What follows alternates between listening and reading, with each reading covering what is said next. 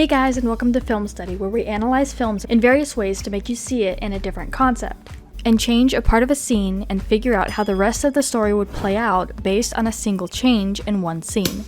Alright, quiet on the set! Production.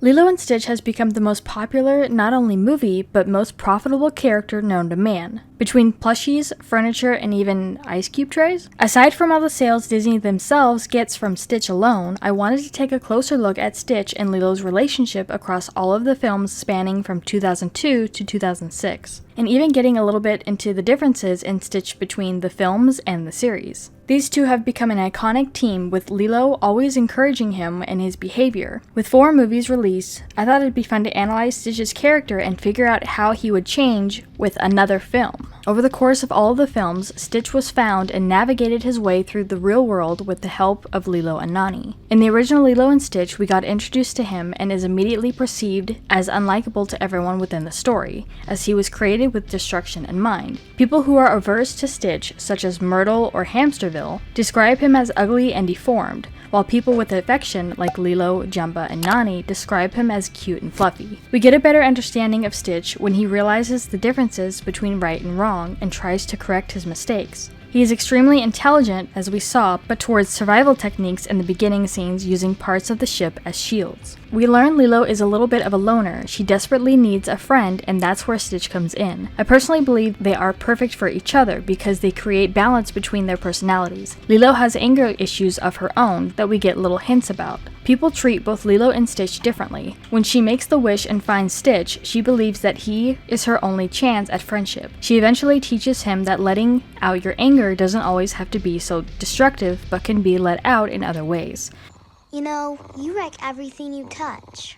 Why not try and make something for a change? He is also introduced to a new feeling, guilt. He leaves, believing Nani and Lilo are better off without him. The moral of the story is as long as you surround yourself with people that love and care for you, you will always find your place. In Stitch the movie, Stitch has had enough time to adapt to the new environment he was put in. He's now nervous about being judged by others, when before he would take that as a sign of destruction. He understands what family is and that it's good for him. He also responds well to praise. Jumba said himself that once the experiments have turned good, there is no way it can be turned back to bad, which then refers to 627. Experiment 627 was designed differently than the rest because he was put together with limited technology and on Earth. Because of this, 627 is the only experiment who can never be turned because of how he was designed with limited resources. Leroy, experiment 629, was designed similarly to 627, and in fact could have been rehabilitated just like Stitch was. How do I know that? Leroy was on Hamsterville's side and never betrayed him. He is still destructive, yes, but only to people he feels are a threat to who he sees as his owner. This was tested in Lilo and Stitch too, but Jumba already said it's impossible for experiments to turn back, but Stitch was never fully completed. There was one experiment that was also designed with limited technology. Created with 627, or after, Stitch defeated 627, seen only in pod form as Jumba locked it away in a vault, saying, "So much for experiment 627, perhaps I will have better luck next time." Because of how 627 turned out, I believe he thought that 628 would be the same way. Stitch is the only known experiment that we know of that wasn't fully charged. He turns back because of not the glitch itself, but because he wasn't charged like the rest of the experiments. Stitch is severely compassionate and realizes the glitch and the destruction he causes during this film. Throughout all of the films and the TV series, Stitch continues to be protective of people who he has gone close to.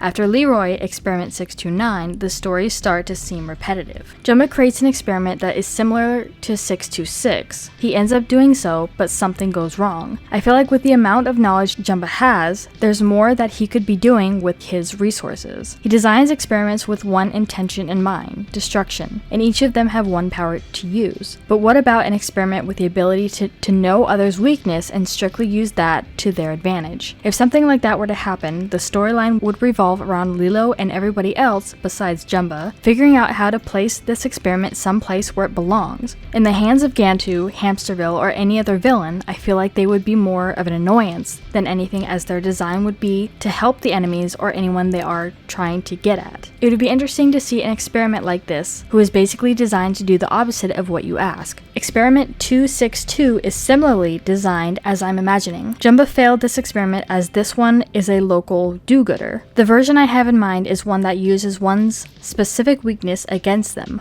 whether that's an emotion or an action. I feel like this would be one that would be challenging if not impossible to change, and I've always wondered if he could change the experiments after they were created. He's never mentioned he could do so, however he did manage to recharge Stitch.